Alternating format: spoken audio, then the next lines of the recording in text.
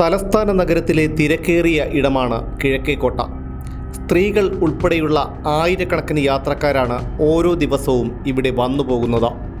എന്നാൽ യാത്രക്കാർക്ക് പ്രാഥമിക ആവശ്യങ്ങൾ നിർവഹിക്കാനുള്ള സൗകര്യം പോലും ഇവിടെ ഇല്ല എന്നുള്ളതാണ് ഏറ്റവും സങ്കടകരമായ കാര്യം.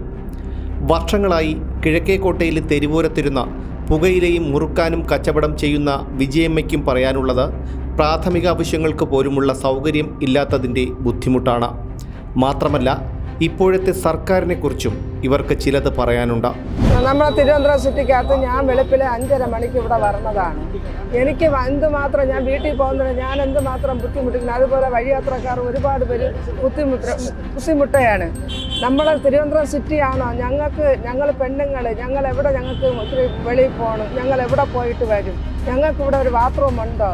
അതില്ല. പെണ്ണുങ്ങൾ പലവരും പല വഴി റോഡെങ്കിൽ റോഡ് മറഞ്ഞിരിക്കുന്ന ബസ്സിൻ്റെ ബാക്കിലാണെങ്കിൽ അങ്ങനെയൊക്കെ എല്ലാ കാര്യം നമ്മുടെ തിരുവനന്തപുരത്തിനകത്ത് നമുക്ക് അങ്ങനെ ഒരു ഉപയോഗം ഇല്ല. നമ്മളെ മന്ത്രിയെ കൊണ്ട് അങ്ങനെ ഒരു ഉപയോഗം ഞങ്ങൾക്ക് തന്നിട്ടില്ല. ഞങ്ങൾ വളരെ ബുദ്ധിമുട്ട്.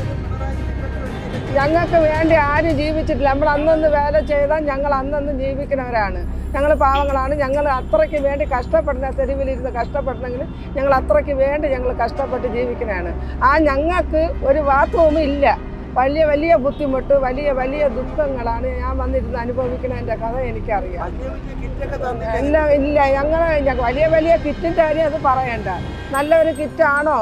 നാഴി അരിയിട്ട് നമുക്ക് കഞ്ഞി വെച്ച് കുടിക്കേണ്ട സാധനമാണോ അവർ തന്നത്? വേവാത്ത പയറ്, വേവാത്ത പരിപ്പ്, പുഴുക്കളുള്ള അരി. അത് അവരെ തെറ്റാണോ റേഷൻ കടക്കാരോ തെറ്റാണോ എന്ന് അറിഞ്ഞിട്ടാ. പല ദിവസവും എനിക്ക് കിട്ടിയിട്ടുണ്ട് 1-2 കിറ്റിൽ കിട്ടിയിട്ടുണ്ട്. അത് പരാതി പറയേണ്ടടുത്ത് പറഞ്ഞപ്പോൾ അവർ പറഞ്ഞു ഇതൊക്കെ കിട്ടുള്ളൂ പറഞ്ഞു. പിന്നെ നമ്മളതെല്ലാം സഹിച്ചു പോകണം. നമുക്ക് വേണ്ടി എനിക്ക് അങ്ങക്ക് പെൻഷനില്ല. എനിക്ക് 6 മാസമായി പെൻഷൻ കിട്ടിയിട്ട്. 6 മാസം കൊണ്ട് പെൻഷൻ കിട്ടില്ല. 2 ആമക്കളില്ലാരും എനിക്ക് വേല തരുന്ന ഭർത്താവിന് സുഖമില്ലാത്ത ആളാണ്. അത് ഇങ്ങനെ ഈ വഴിയോരത്തിൽ ഈ കച്ചവടം ചെയ്ത് ജീവിക്കുന്നതാണ്. അങ്ങനെയുള്ള ദുഃഖമുള്ള അല്ല വേറെ ഒരു വിഷമം എന്തിനു പറയാൻ. അവരവരെ ചെന്ന് നോക്കിയാൽ മന്ത്രിക്ക് അങ്ങനെ ഒന്നുള്ള ഒരു ദുഃഖമൊന്നും അറിയണ്ട. അവരെ കാര്യം അവരിറങ്ങി തെരുവുകളിൽ റോഡുകളിൽ നിന്ന് ഒരു കാര്യം സാധിച്ചിട്ട് പോകും. അപ്പോൾ അവരെ പോലെയാണ് മറ്റുള്ളവരെന്ന് അവർ ചിന്തിക്കുന്നത്. ഭരണത്തിനെ പറ്റി എന്തിനാണ് അഴിമതി? ഞങ്ങൾ ജീവിക്കണ്ടേ? പാവങ്ങൾ ജീവിക്കണ്ടേ? പാവങ്ങൾക്ക് എന്തിനാണ് അവർ തരണത്? പെൻഷൻ ഇല്ല. നമുക്ക് ഈ 2-3 പ്രാവശ്യം വേണം. റേഷനില്ല. നമുക്കെന്നും അങ്ങനെ തല്ല. നമ്മൾ വേല ചെയ്ത റേഷൻ കടയിൽ പൈസ കൊണ്ട് കൊടുത്താൽ അരി തരും, ഇല്ലെങ്കിൽ ഇല്ല. വലിയ ബുദ്ധിമുട്ടാണ്. മുമ്പ് ഭരിച്ച ഭരണത്തിന് നമുക്ക് നല്ല കാരണം തന്നെ, നല്ല നമുക്ക് സഹായം തന്നെ മുമ്പായിരുന്നു ഭരിച്ചവർ. ഇപ്പം ഭരണത്തിലില്ല. എന്ന് വെച്ചാൽ നമുക്ക് വളരെ കഷ്ടപ്പെടുത്തുകയാണ്. ഇല്ല. എന്നെ കൊന്നു കളഞ്ഞാലും അവരെന്നെ കൊല്ലുകയാണെങ്കിൽ കൊല്ലട്ടെ, ഞാൻ പറയാണ്. ഇല്ല, ഇനി അങ്ങനെ വരണ്ട. അത്രയൊക്കെ അനുഭവിക്കുകയാണ്. കിഴക്കേക്കോട്ടയിലെ മേൽപ്പാലത്തെക്കുറിച്ചുള്ള വാർത്തയ്ക്ക് വേണ്ടി ദൃശ്യങ്ങൾ ചിത്രീകരിച്ചു കൊണ്ടിരിക്കുന്നതിനിടയിലാണ് അങ്കിളെ എനിക്കും ചിലത് പറയാനുണ്ട് എന്നൊരു ശബ്ദം കേട്ടത്. തിരിഞ്ഞു നോക്കിയപ്പോൾ കണ്ടത് നഗരത്തിലെ പ്രശസ്തമായ ഒരു സ്വകാര്യ സ്കൂളിലെ 10ാം ക്ലാസ് വിദ്യാർത്ഥിയെയാണ്. അവൻ്റെ പേരും മുഖവും ഞങ്ങൾ പ്രേക്ഷകർക്ക് മുന്നിൽ കാണിക്കുന്നില്ല. പക്ഷേ കഷ്ടിച്ച് 15 വയസ്സുള്ള ഒരു വിദ്യാർത്ഥി പോലും ഈ ഭരണത്തിനെ എങ്ങനെ വിലയിരുത്തുന്നു എന്നുള്ളത് തീർച്ചയായും അത്ഭുതപ്പെടുത്തുന്നതാണ്. ഗവൺമെന്റ് ഇത്രയും വലിയ കോടി മുടക്കി ഇതൊക്കെ കെട്ടിയിട്ടിരിക്കുന്നെന്ന് പറയാനല്ലാതെ ഇതിനെപ്പറ്റി നിങ്ങളൊന്ന് അങ്ങോട്ടൊന്ന് നോക്ക്. ഈ ചുമ്മാ ഈ ഇലയും കാടും വന്ന് ഇരിക്കുന്നതിൽ നിന്ന് എങ്ങനെയാണ് ഇത് കെട്ടിയിട്ടിട്ട് എന്ത് ഗുണമാണുള്ളത്? മനുഷ്യർക്ക് നടക്കാനല്ലാതെ ഈ വേസ്റ്റും ഇതൊക്കെ മാറ്റുന്നതാണ് ആദ്യം അത് ചെയ്യണം. അല്ലാതെ ഇങ്ങനെ വെറുതെ കെട്ടിയിട്ടിട്ട് അതിനൊന്നും പരിപാലിക്കാതിരുന്ന കെട്ടിയിടുന്ന വെറും വേസ്റ്റാണ്.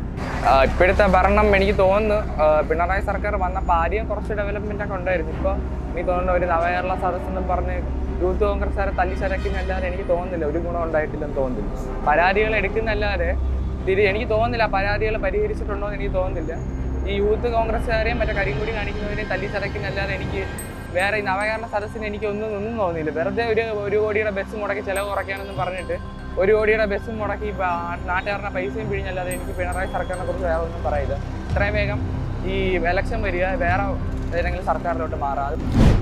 സംസ്ഥാനത്തിൻ്റെ ഭരണത്തലവന് വേണ്ടി മാത്രം മാസാമാസം കോടിക്കണക്കിന് രൂപ ചെലവഴിക്കുന്ന നാട്ടിലാണ് ഭരണസിരാ കേന്ദ്രമായ സെക്രട്ടേറിയറ്റിൻ്റെ വെളിപ്പാടകലെ വിനോദസഞ്ചാരികൾ ഉൾപ്പെടെയുള്ള ആയിരക്കണക്കിന് ആളുകൾ വന്നുപോകുന്ന നഗരത്തിൻ്റെ ഹൃദയഭാഗത്ത് പ്രാഥമിക ആവശ്യങ്ങൾ പോലും നിർവഹിക്കാനുള്ള സൗകര്യമില്ലാതെ സ്ത്രീകളും വിദ്യാർത്ഥികളും ഉൾപ്പെടെയുള്ളവർ ദുരിതമനുഭവിക്കുന്നത്.